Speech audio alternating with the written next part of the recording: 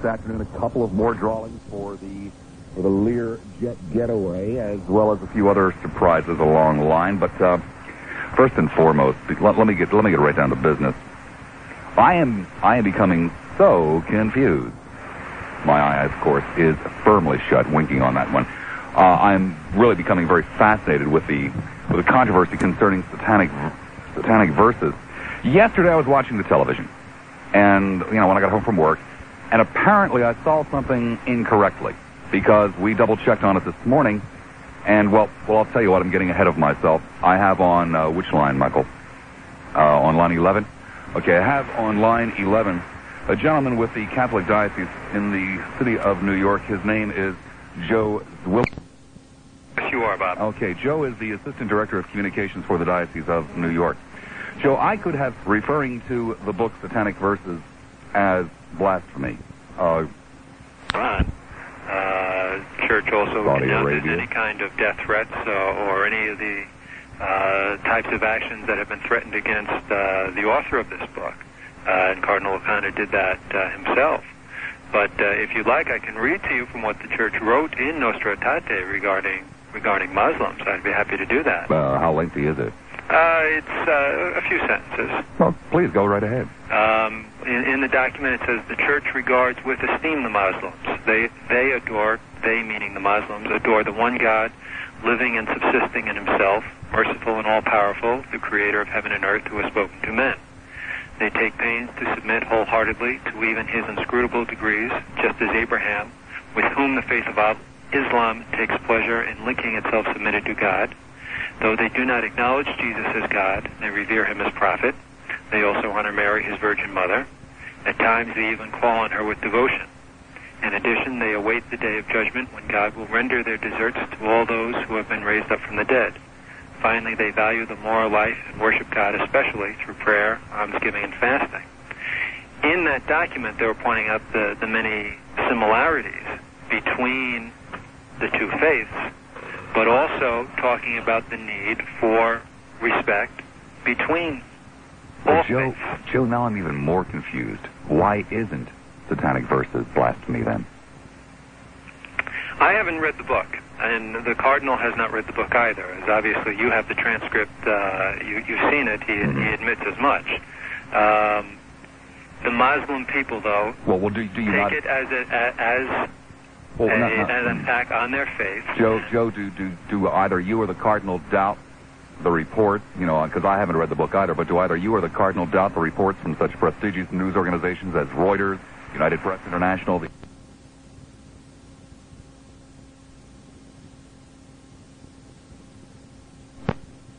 know what the objections are? And therefore, I would wonder why, if the Catholic Church's official position is that the Muslims worship the same God. This is Cardinal O'Connor's position. The Catholic Church has not taken any kind of official position. Well, no, the Vatican has not taken. No, sir. I was referring to what you just read to me. 20 years ago, obviously the Catholic Church took the position that the Muslims worship the same God, and now I'm really confused as to why it isn't blasphemy. Just what the problem is. Did the Church really mean that 20 years ago? I'm not sure I'm following what you're asking. Didn't you just read that the Catholic Church says, well, okay, there are a few things that we don't get along with here, but primarily the Muslims are good people who worship the same God. There are very fundamental differences between but it's the same God, right? And Muslims. Yes. Isn't that what the Church said? I mean, I appreciate that I'm really simplifying things here, but 20 years ago the Church said the same God. Okay, so there are some problems here, there are some differences here, but it's the same God, and they're not bad guys, these Muslims. Now I don't understand why it isn't blasphemy. Why are we insulting Islam? Again, I'm not sure I'm following your question, Bob. Why isn't it blasphemy, sir? Why does Cardinal O'Connor not consider it blasphemy? I mean, these are terrible things that have been said about the Koran and the. You asked me, had the Cardinal, called the book blasphemous, and I said no, he had not said that. Right now, why he hasn't. Well, if you want to call him in Rome, you're welcome to do that. I can't answer that question. He was not asked if he considered the book blasphemous. He did say that the many Muslim spokesmen, critics who have said that the book is an attack on their faith and an insult to Islam, and he was not going to tell them they were wrong. Webster's dictionary says to speak of or address something sacred, especially God, impiously or irreverently. Would that more or less coincide in, again, I know I'm asking a difficult question here, but would that more or less coincide with the Catholic definition of blasphemy? More or less. How could the church say that it was anything but blasphemy? With Mr. Well, that's something that you're drawing for yourself. Was asked on this program to talk about what the Cardinal said, what precisely he said this past Sunday, and not to speculate on why he didn't say something else. And I'd be happy to do that and try and explain what he did say. Well, apparently what he said was he was dancing around it. Am I to assume that the Cardinal does not really have great respect for Islam? No. You should not assume that. And I also would not want to put words in his mouth. Well, nor would I. The Cardinal was asked about... He was trying to express the very real respect that we have for Muslims and for their faith. And he was... Any attack on that faith, any attack on anybody else's faith, whether it be another Christian faith, the Jewish faith, the Buddhist faith, the Muslim faith, when you attack any person's faith and hold it up for ridicule, you're attacking all faiths. Again, Joe, I'm just so darn confused because I know that virtually any Catholic priest, be a bishop, an archbishop, a cardinal, or just a simple assistant in a parish somewhere, would attack unbelievably Islam if I were to walk in there tonight and say, hey, I'm going to switch over from Catholicism to Islam. I'm sure they would try and talk you out of it, or most probably would, but why don't you try it? I mean, I don't understand how that... wouldn't that be attack? What would they tell me, Joe? They would tell me it is not the true religion. I will not go to heaven by being a follower of Islam. I'm not a priest, and so I can't, again, answer for what a priest would say. Oh, Joe, you know as well as I do that that's what they tell me. I'm sure that they probably would try to talk you out of it, but that does not... Well, I just don't understand why it's okay for Mr. Rushdie to attack religion, but when a parish priest does it, hey, that's not attacking religion. There's a difference between holding another religion up for ridicule and defending your own faith. Well, I guess Mr. Rushdie was defending his faith. He sees Islam as being rather foolish. He is apparently aware of history. He is apparently aware of the fact that Muhammad could not read or write, and that there was a great deal of controversy. There is a great deal of controversy concerning just what went on around Muhammad as the Quran was being written, and when it, by the way, exactly it was written. A lot of people seem to think that an awful lot of it was written long after Muhammad was gone. And, so it's wrong for Mr. Rushdie to be an agnostic or whatever he is and have his religious beliefs and views of Islam. That's somehow wrong. But a Catholic priest or a rabbi or whoever it might be, because they have gone to divinity school, they can attack other religions, but that's not bad. When did I say people can attack other religions? Well, I think you're twisting my words. No, when I'm you not twisting your words. If somebody were to go to a priest, yourself, for instance, or somebody else were to go to a priest and say they wanted to convert, and a priest tried to defend their own faith and to talk about the why they believe Catholicism is true religion, why that is necessarily attacking and ridiculing other people's faith. I don't see how that follows. Well, I find it very difficult to believe that Father O'Malley would jump up from behind the desk and grab my hand and start pumping it up and down and say, wise decision, Bob. Well, I never said he would. Of course he wouldn't. Father O'Malley, but I don't see where that translates into ridiculing somebody else's faith. If somebody wrote a book ridiculing Judaism, if somebody wrote a book ridiculing the faith of Presbyterians or Baptists or Methodists, we would do that just as strongly. I mean, it's a question of ridiculing and holding up to scorn another person's faith. And that was what the cardinal was. Well, I think when you say that somebody else's faith is not the one true faith, that's kind of ridiculing them. When they say that their faith is the one true faith, and you say, no, it isn't, mine is, not yours, you've got it all wrong, that is not ridicule? I don't see that as ridicule. If for me to say that I believe that Christ was the Son of God, who came down from heaven, who died on a cross, and was resurrected 3 days later, that does not mean that I'm saying to every person who does not believe that I'm holding up with ridicule and scorn. Joe, do you believe that Muhammad was a prophet from God, that God spoke directly to Muhammad?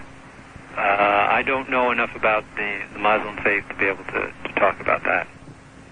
Then there's a possibility you do believe it? No. Well, no, that's not in my... No, I don't believe that. Okay.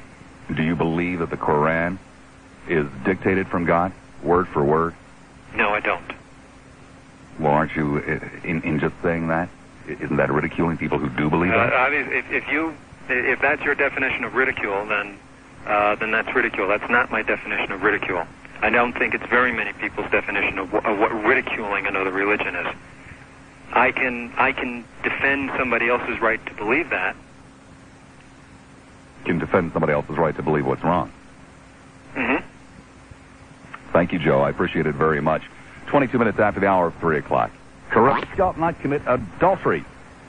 I guess that's not a very important commandment. That's not a very important commandment. I mean, why don't we have the death penalty for adultery and, riding your bicycle on Sunday? They must have been important to God. I mean, gee willikers, they only put together 10 of them. I mean, it's not like it was a list of 4,327, and some of them were frivolous. There were only 10. And he had all of eternity to think about them, and we only pay attention to a couple. I wonder why that would be. Why isn't there a death penalty for adultery? Why isn't there a death penalty for swearing? Whoa! That was one of them. Let me give you the telephone numbers. Like I said, you guys can talk about whatever you want to talk about, because I know that you're not capable of dealing with these things. I know that, here again, we're tugging on that rug, and you're starting to lose your balance there. So I'll just give you the telephone numbers, and gosh, maybe you can talk about it. That'd be exciting. 990-9352, 990-WFLA in Hillsborough, 461-9352, 461-WFLA in Pinellas. By the way, all of you good Catholics who are calling and talking to the switchboard operator, she's not quite capable of handling the conversation. I am the one who is, and you should use the number that I gave you and not trouble the poor switchboard operator. 461-9352, cowards. 990-9352 for you in-town cowards. 3:32 the time. Carol, hi, Carol. You're on 970 WFLA. Hi, Bob. Interesting little conversation with your fellow. I think it's typical. I think it's almost to be expected when you ask questions like that of people like that the answers are anything but an answer. It's not because they're bad guys, or it's not because they're trying to avoid the issue. They themselves have never thought of it that way, and nobody's ever bothered to ask them before. Well, I don't know. Is it that, or is it that when you have a religion that's so full of holes?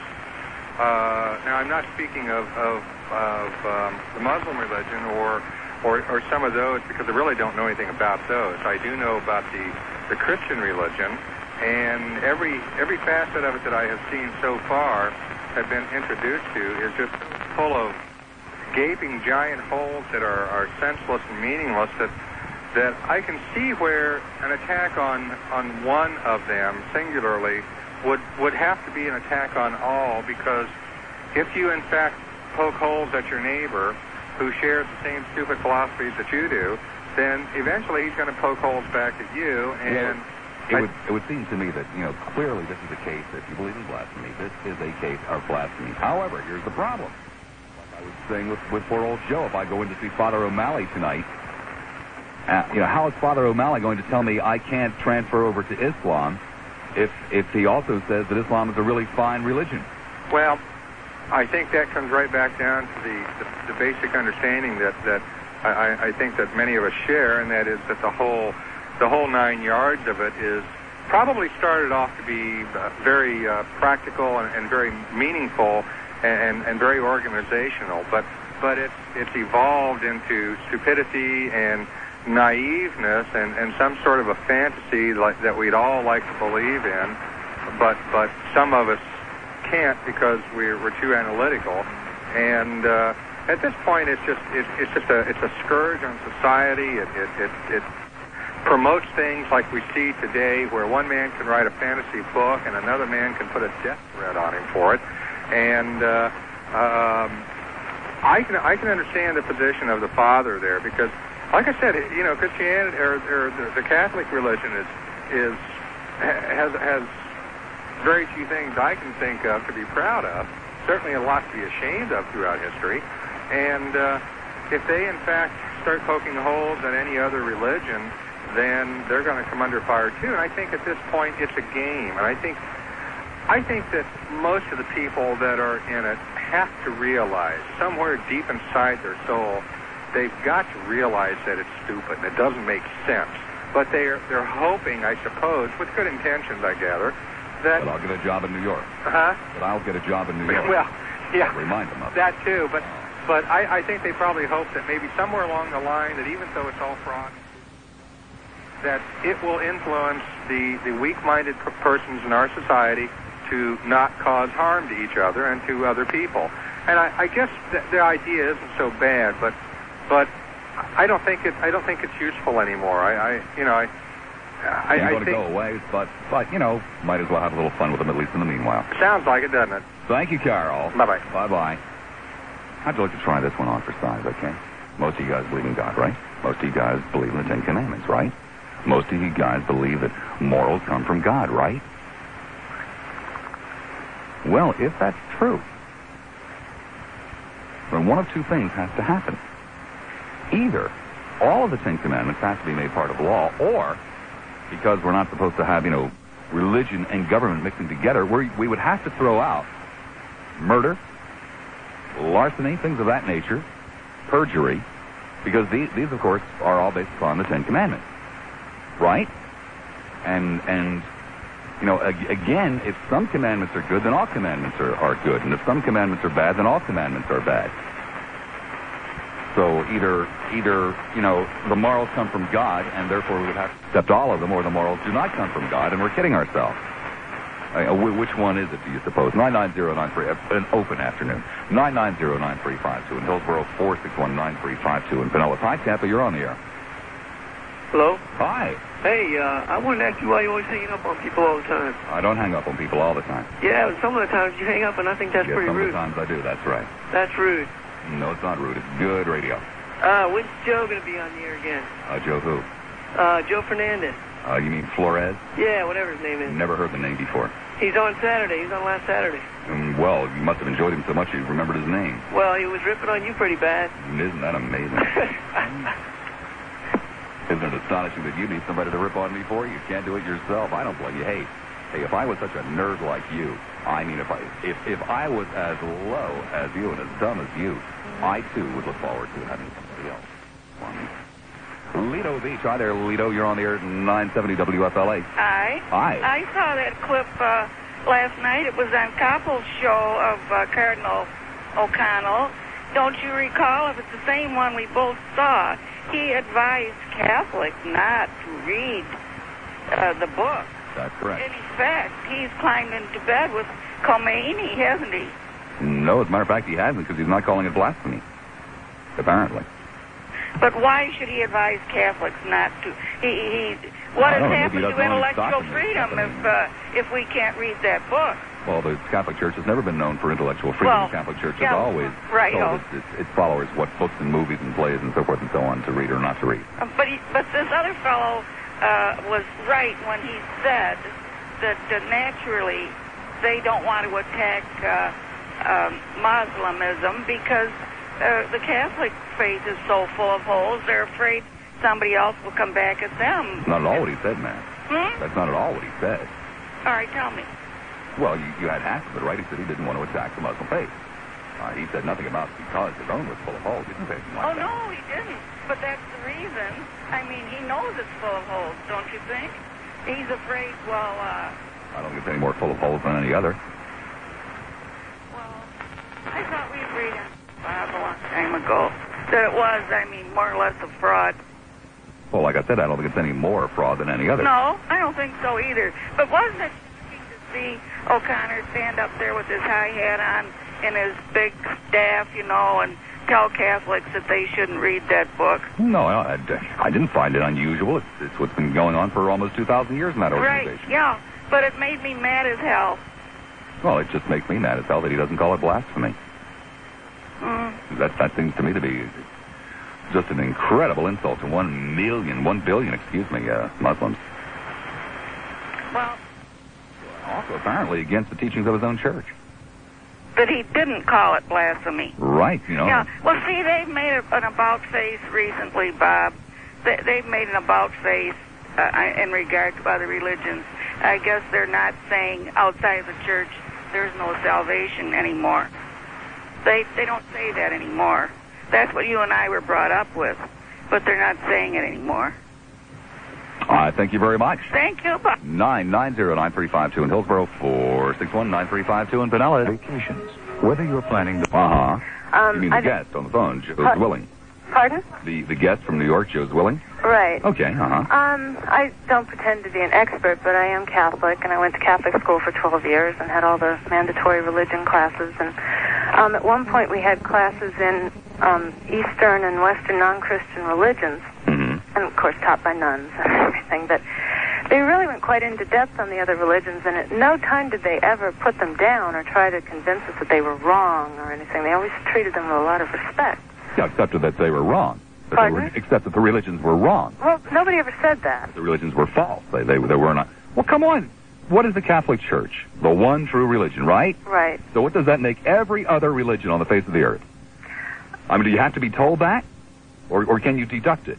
Well, no, you have a point, except that I never got the feeling that anybody in the Catholic Church is ever trying to discredit other religions or try to talk against them. Or... Well, when you're the one true religion and you tell your people over and over and over again, just in saying that is discrediting every other religion. It's saying all the other religions are false religions. They are not the true religion. Right? Right. But I'm just saying that I'm not surprised that he didn't speak out against Islam. Everybody, you sounded surprised, and your next caller sounded surprised that he didn't blast Islam or didn't, get mad at Islam or different things. No, I beg your pardon. It was quite the other way around. I was very surprised that he wouldn't come out and say that it, indeed, satanic verses was blasphemy. Mm-hmm. Because, of course, if Islam is a legitimate religion, and if they are indeed worshiping the same God, if that God is being insulted, then that's blasphemy. So, in other words, what he's really saying when he and the cardinal refuse to call it blasphemy is that the Islamics are not worshiping the real God, so it doesn't make any difference. I have a question. Did the cardinal actually come out and say that it wasn't blasphemy? I was never clear on that point. Okay, let me literally read to you what they sent me. It's not that long, so I can quickly find it. Because I would think just by nature, I haven't read satanic verses, and I haven't been able to figure out exactly what's in there, because nobody ever says exactly what's in satanic verses, but just the title of it sounds kind of blasphemous. This is what they sent to us. Cardinal, quote, well, I just think, speaking of satanic verses, well, I just think it's imperative that the Muslims here in New York know that we share with them deep distress at the attack that has been made on their faith. It is not for me to talk about what constitutes freedom of speech or what should or should not be censored. Certainly, we would denounce totally death threats or anything of that nature. But as I said publicly, we deplore seeing anyone's religion just treated with seeming contempt and ridicule, or treated with anything less than great reverence. For more than 20 years now, the Church has formally recognized the authenticity of many of the basic techniques or teachings of Islam and the relationship to our own teachings, and we would like to see Islam respected just as much as Catholicism, Christianity in general, and Judaism. Press, would you have the book censored? Cardinal, I don't deal in censorship. There are government matters, constitutional matters, matters of the First Amendment. This is not a matter for me to determine. Press, we advise you, what advice would you give to New York Catholics who might want to go out and buy the book? Cardinal, I think it would be very foolish. I would give them the same advice to Catholics in New York who would want to buy the book that I gave concerning the last temptation of Christ. I think that our Catholics are intelligent enough and mature enough to recognize how foolish and childish attacks against another religious faith are. And I have to leave that up to the judgment, therefore, of our lay Catholics to decide whether they want to read something of that sort or not. I would personally consider it a waste of time, but that's a judgment that others can make for themselves. Press, have you read the book, Cardinal? No intention of reading it. Mm-hmm. Well, I think that's a very balanced kind of... No, I think it's pretty wishy-washy. Well, I think he was right in saying that he would leave it up to the intellect of the individual Catholics, and that, you know, I mean, I kind of feel the same way. I would think it's a waste of time, but I wouldn't tell other people not to read it. I think it's a waste of time, too. I'm not, not much into fiction myself. But when the Cardinal speaks in the Catholic Church, that has a hell of a lot more weight than what you say or what I say. No, I agree. And, again, I am just utterly astonished that the entire Christian world, not just the Catholic Church, but the Catholic Church happens to be one of the few coming forward and making statements, but the entire Christian world doesn't join in with the Islamic world and condemn this as blasphemy. It would have to be if, you really have respect for Islam. Yeah, no, I agree. I mean, it sounds like it would be something blasphemous, but I think if it were written as a statement of fact, people would come out and say, well, that's blasphemy. But as I take it, it's not something that's supposed to be taken literally. Is that true? I mean, is a fictional work? Well, insulting God, whether how you do it, I would assume if you believed in God, how you do it is irrelevant if you're insulting Him. Oh, yeah. She or it, as the case may be, depending upon your particular belief. Yeah, is that what he really does in the book? Okay, you have to know a little bit of the history. There's some very serious questions, scholarly, historical questions concerning Mohammed. Not the fact that he existed. He did exist. There are no two ways about that. Mohammed was illiterate, so he dictated the Quran to his secretary. There are some questions concerning whether or not the dictation was accurate, whether or not the dictation actually took place, or whether or not some portions of the Quran were written after Muhammad's death. There are also some questions concerning funding and morality of Muhammad, as there are about almost any historical figure, not just to pick on Muhammad per se. So what is being done in Satanic Verses is many of these legitimate historical questions are being satirized in the book. And the fundamentalist Muslim is not terribly different from the fundamentalist Christian. He or she will not tolerate any discussion, dissent, questioning, whatever, of the religion. None. As if Zero. someone wrote a book making fun of Jesus Christ. Exactly. Saying maybe he didn't know what he was talking about. Precisely. Saying that, maybe Jesus visited whores and stole money from the collections and wasn't a prophet at all, et cetera, et cetera, et cetera. And maybe, Matthew, Mark, Luke, and John made up half the stuff they said that Jesus said. It would be very similar to that. So a Christian wouldn't really take the standpoint that he's mocking God, but that he's mocking Muhammad. Well, I beg your pardon. Muhammad is not a deity, but he's as close to it as you can possibly be. Muhammad is thought of by the Islamic world as a perfect, an absolutely perfect human being. And so consequently, a perfect human being, of course, is a representative of God. You're not God's representative, you're knocking God. That's the way they would look at it. I thank you much. I've got to run them up against the clock here. Thank you. Take care. Bye-bye. Off we go to Don Richards with a WFLA News Brief. Donald? Oh, boy, I'd like to see the source of his work on that one. I found it fascinating when I thought about that. I find it a little bit hard to believe. So do I. I mean, I look at it, but apparently there's some very wealthy people in this country. Well, I know there's some very wealthy people, but I'd still like to see some work on that. But however. This goes back to your question from yesterday. Yeah. Can you be pro-Christian and not be anti-Islamic? Well, what an interesting turn of events. Or vice versa, now that you mention it. Because I don't God, I love when my audience pulls a stunt like that. You know what's interesting about this is that if you feel that your religion is the correct religion, in other words, you have the pipeline to God, and you have the one true faith, how can you not blaspheme other faiths just by not believing in them, by saying that they are wrong? That is the greatest blasphemy of all. Well, no, that is not blasphemy. Blasphemy would be knocking something that you already concede is sacred. I mean, I cannot, for example, blaspheme the God of the Bible because in my way of viewing things, the God of the Bible doesn't exist. So, I cannot curse God. I cannot call God's curse upon you since I don't believe that God deals in that kind of thing, okay? So, only people who believe in God can blaspheme God. Well, I agree, but what I'm saying is, let's say that I believe in the God of the New Testament. Uh-huh. All right? And by believing in the God of the New Testament, am I blaspheming Allah, who is also the same God in the Muslim point of view? Mm-hmm. Am I blaspheming Allah by saying that Muhammad was incorrect? Well, obviously not, because they don't believe in Allah, even though they say that they do, even though the Catholic Church has taken this official position, as well as I suppose a lot of other Christian churches, that, well, yeah, the Muslims are basically pretty good guys, and it's all the same God, ha. They don't mean it, because if they did mean it, they'd be very upset. It's just lip service. It's just, well, these are lost causes, but we don't want to cause any trouble with them, so we'll just say, yeah, they're okay. They're worshiping the same God. When clearly the Cardinal doesn't believe they're worshiping the same God. No, I think there's more to it than that, though.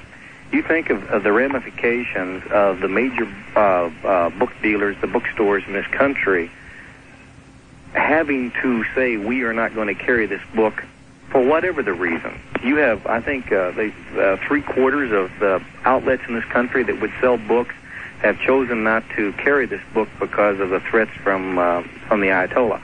Well, yeah, 3/4, I guess, is roughly what it boils down to, but it's still just a handful of decisions because so many of the, Right. 1,000 of the outlets are Dalton and Walden book stores and malls. But when we look at that, we look at a tremendous number of stores, whether it's just these 3 major ones, but a tremendous number of stores not going to carry this book whatsoever. Mm-hmm. All right? Now, you think about this for a moment. Let's say that the next book that comes out that may be viewed as anti-Christ or anti-Catholic or anti-Baptist, or the next Last Temptation movie comes out. Think of the ramifications of this. Think of I beg your pardon, there really aren't the ramifications because the Cardinal isn't that powerful, an evangelist isn't that powerful. These people have nowhere near the power that Ayatollah Khomeini has. What we're dealing with here is international terrorism, plain, pure, and simple. And what the real fear is, okay, this time he's a little bit ticked off about a book. What's he going to be ticked off about the next time, and how's the world going to react to him? Big deal. The economic community in Europe has taken their ambassadors home. Yeah, they've also taken the book out of the stores, too. But I view it as being a lot of religious leaders around the world are viewing how the governments and how the people and how commerce is bowing to this threat, and in the back of their mind, tucking this away someplace. Oh, I'm quite sure they are. My friend, I've got to run them at the end of the hour. Thank you. Be good. 2 more hours yet to go, please. Whatever you do, do not venture very far.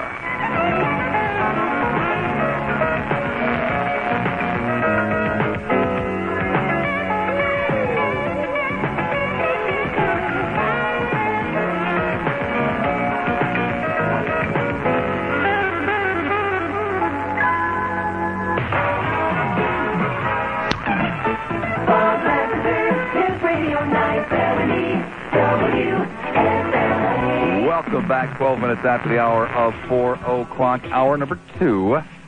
That's right. Hour number 2 of 3 on this Wednesday, February the 22nd, 1989. It just dawned on me this is George Washington's birthday. Gosh. It's Georgie's birthday. 990-9352 in Hillsborough, 461-9352 in Pinellas. In essence, an open afternoon. I, of course, started out by chatting with a guy from the New York Diocese about the Cardinal and Blasphemy and all kinds of good stuff like that. Have dangled out there a question for you, which I know you don't want to touch with a 10-foot pole. Are some commandments not as important as others, while referring to the 10 commandments? But that's okay. I genuinely and truly enjoy watching you guys squirm with questions like that. What's that mean? Are some commandments not as important as others? All the commandments are important. Then, sir, I would say to you, why is it not a sin to... or not against the law to commit adultery? Why is that not punishable by death like murder is? Rose in St. Petersburg, celebrity caller. Hi there, Rose. You're on the air at 970 WFLA. Hi, Bob. Hi, Rose. Well, adultery is punishable by death in other countries, though, maybe like Well, Ireland. we don't live in other countries, Rose. We live in this country here. Well, I mean, some countries still think it's worthy of death.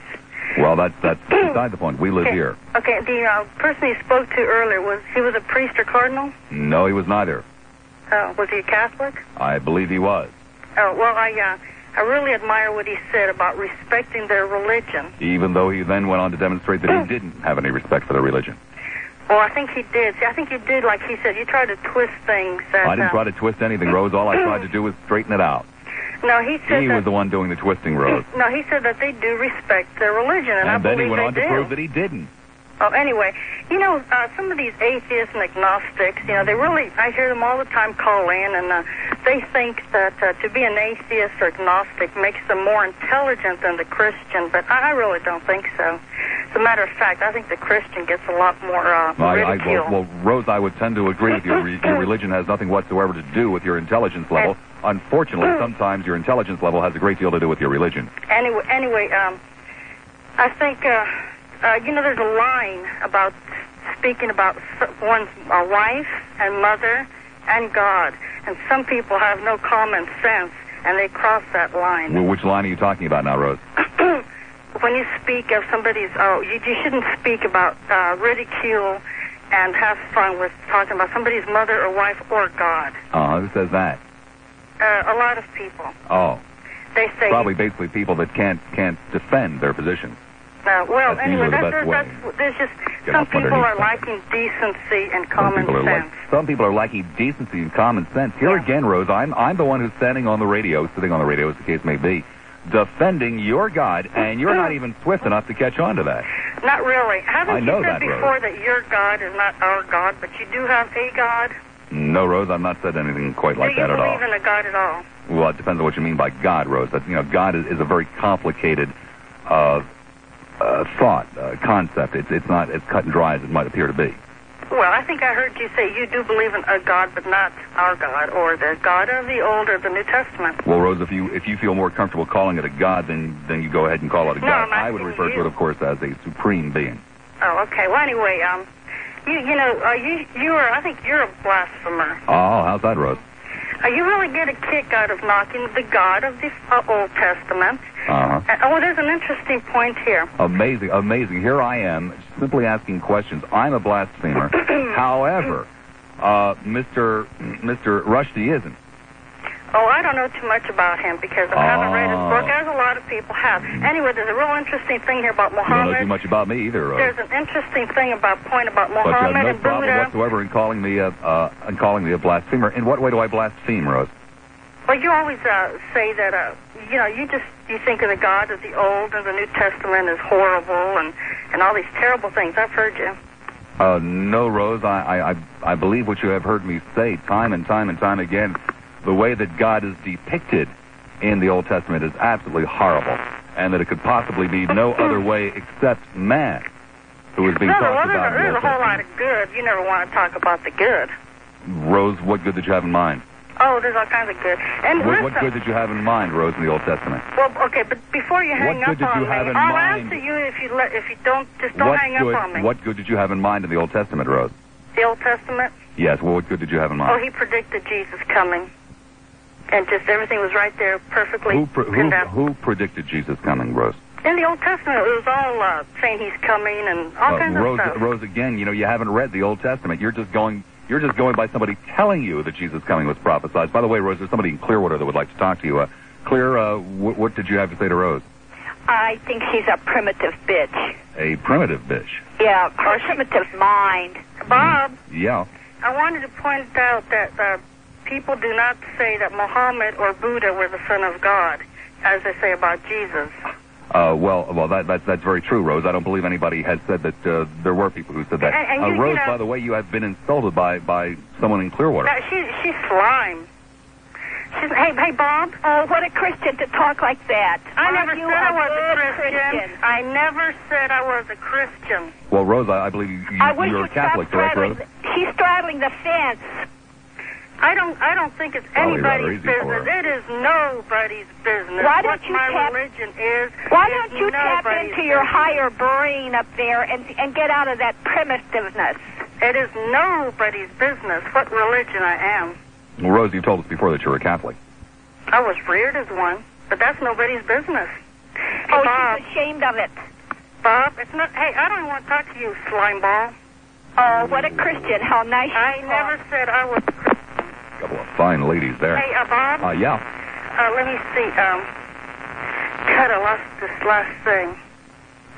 Oh, I don't know. Oh, Bob, how's that thing go about throwing pearls in front of swine? I don't know. It's your book, Rose. Aren't you familiar with it? Well, I'm tired of throwing the pearls. You're tired of throwing the pearls, right? Hey, Bob. Yeah. Your station would hire Satan himself for money, ratings, or success. No, Satan wants too much money. The budget's a little tight this year. Yeah, your station would hire Satan himself. No, Satan wouldn't work for what they're trying to pay. Get out of town, Bob. Get out of town? What do you mean, Rose? What would you do in the afternoon? Nunya. Nunya? What's Nunya? Nunya means none of your business. Is that a new brand of vermourth or something? No, it means none of your business. Is that red or white vermouth? It means none of your business. Get out of town. 990-9352 in Hillsborough, 461-9352 in Pinellas. Teddy Webb, yes, the infamous Ted Webb, a man who raises hamsters for a living. Did you know that, Mikey? Did you know that Webb raises hamsters at home? He's got something like 20 hamsters. I couldn't begin to imagine what he does with them. But nonetheless, there he is with the sports. Big market for him. By the time they typed that all on the pages in the room for it. Oh, well. I think it's going to be cold tonight. In any event, as I was saying, you people always misunderstand me. I don't know what... I came on the air at 3 o'clock and I said, look here, people. There's something I want to say. You guys don't have to talk about it. You know, because there's nothing to talk about. I got you by the gazungas again. And I don't want you guys to have to call up and say, oh, gosh, Lassiter, you got me by the gazungas again.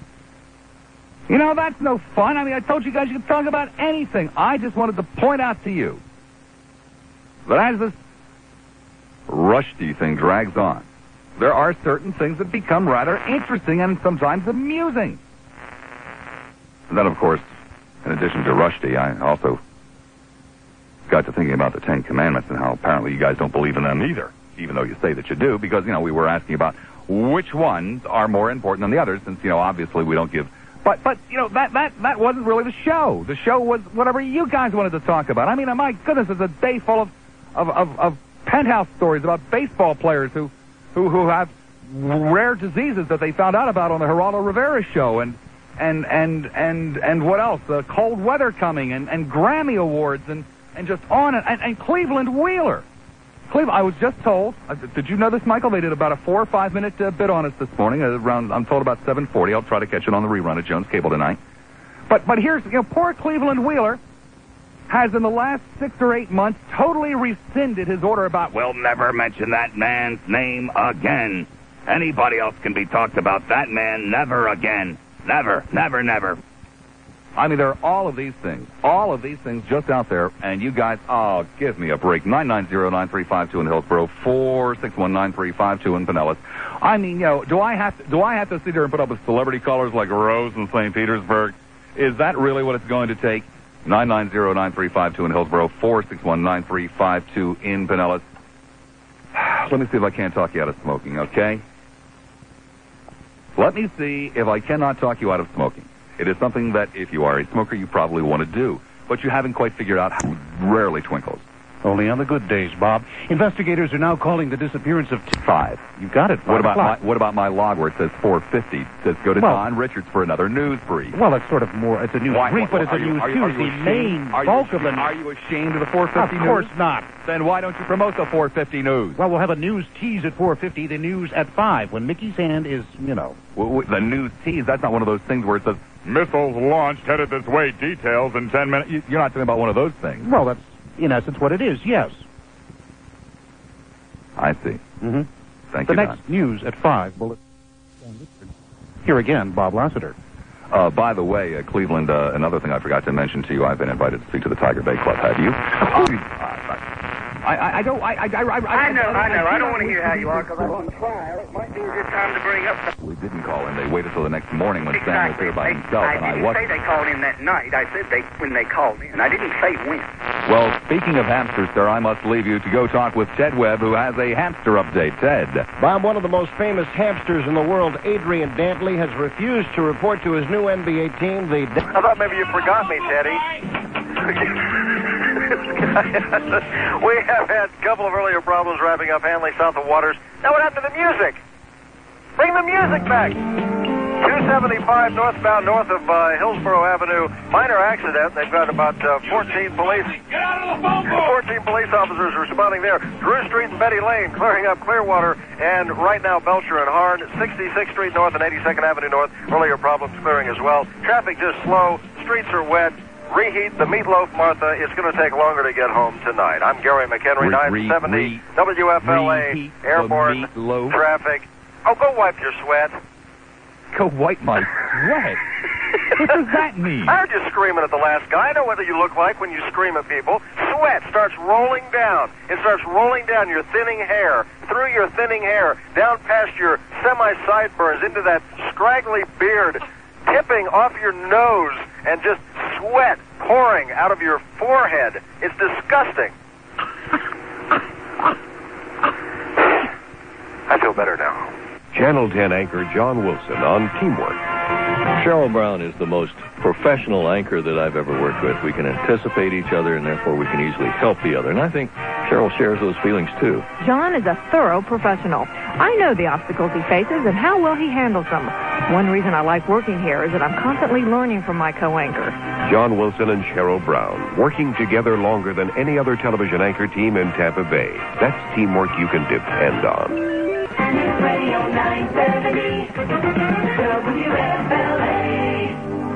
WFLA. Yeah, sure, Mike, anytime. News Radio 970 WFLA invites you personally, Mike, to join us Saturday night, February 25th for the WBA, WBC, IBF championship title fight between Mike Tyson and Frank Bruno, live from Las Vegas. That Saturday at 9 p.m. Just before we went on, Michael said, right in my ear, you want to give me the promo? So that's why I gave it to Mike. Because I was about to tell you guys about the Grand Prix car wash, which I know that you're far more interested in than some silly old boxing match on Saturday night. The Grand Prix car wash. In all seriousness, the Grand Prix car wash is something that you should be interested in if you care about your car, and if you like to have your car looking good and protected from the elements, from that miserable sun that will be here day in, day out, relentlessly for the next 6, 8, 9 months. Anytime now. Have your car protected from the elements, from the sand, the salt. Grand Prix Car Wash does it all. The Grand Prix Car Wash, quality products, quality service, money-back guarantee. 3 locations to serve you, 1880 Gulf to Bay Boulevard, right across from Clearwater High.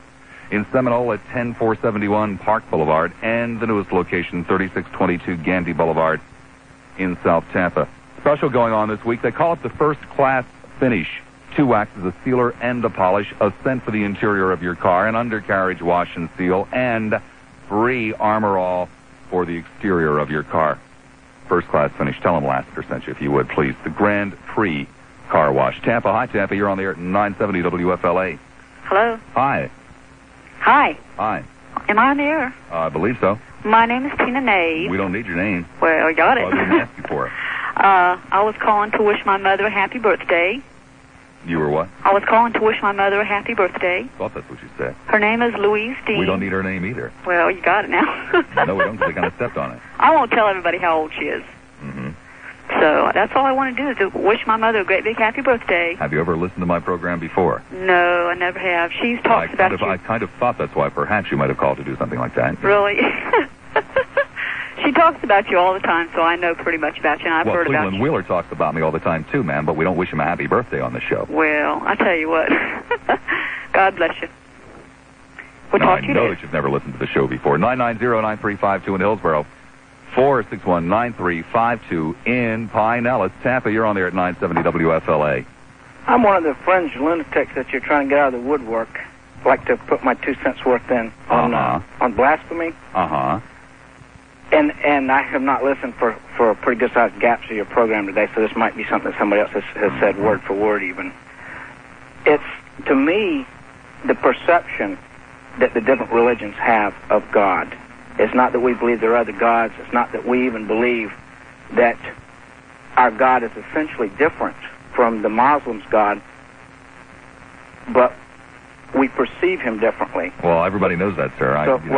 What's your point? So the specific doctrines of our religions are blasphemy to the other's religion. The Jews stand on Christ. That's right, sir. Anytime somebody is so arrogant as to say my religion is better than your religion, that's what happens. So I don't think that you said that we should go ahead and condemn the author of the Satan verses, satanic verses, as a blasphemer. And I don't know. It's apparently pretty subtle and all involving symbolism. Nothing subtle about it at all, sir. You either believe that the Islamics are worshiping the same God that you worship, or you don't. It's as simple as that, sir. Well, or you're going to be so arrogant as to assume that you and you alone have the knowledge of God. I don't think it's that cut and dried. I think we can say... It is that cut and dried, sir. It doesn't make any difference whether or not you want to think it is, but it is that cut and dried. Well, I think we can say things about God... So in other words, sir, the Islamics don't know what in the hell they're talking about when it comes to God, right, sir? I didn't catch that. So the Islamics have no idea as to what in the hell they're talking about when it comes to God. Their concept of God is flawed. I think that if you really believe a particular religion, their concept of God is flawed, correct, sir? In my opinion, yes. I see. So you and you alone know what God really is, and all those billions of people out there who don't think the way that you do are all misguided. Well, see, if somebody from any religion thought they were wrong, they would change to conform to what they thought was right. Well, sir, the way that you feel is the way that virtually every single Christian feels, regardless of whether or not they're just a layperson or very, very high up in the echelon of the religion. However, what I don't understand is why they run around pretending otherwise. I don't understand why cardinals and evangelists and bishops and popes and preachers all pretend as though they have great respect for somebody else's religious views when they don't. Well, I think you can have... You're trying to kid. I think you can have respect for their religion in general. Right, sir. I think you can't have respect for somebody who's a moron, can you?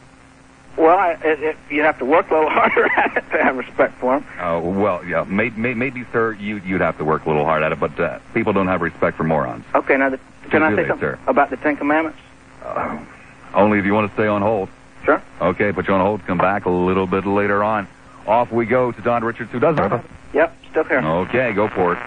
This is back to your original topic or question about the Ten Commandments. Yep, which one's more important? And I don't want to, beat the obvious, but it's clear that some are much more important than others. Some are more important than others. Wait a second. Do you mean unquestionably? Do you mean to tell me that God put together the Ten Commandments and some are more important than others? Yes. Well, which ones are the most important? Especially to our civil situation, our civil government. I would say, as you shall not murder. I think the least important. Well, I would imagine that God thought the one that He gave us first was the most important. You shall not covet. I would have imagined that God would have thought the one He gave us first would be the most important. To Israel at that time when He gave it, theocracy, it was the most important, probably. I think religiously. Well, wait a second. It is the most important. Wait a second. Who gave it?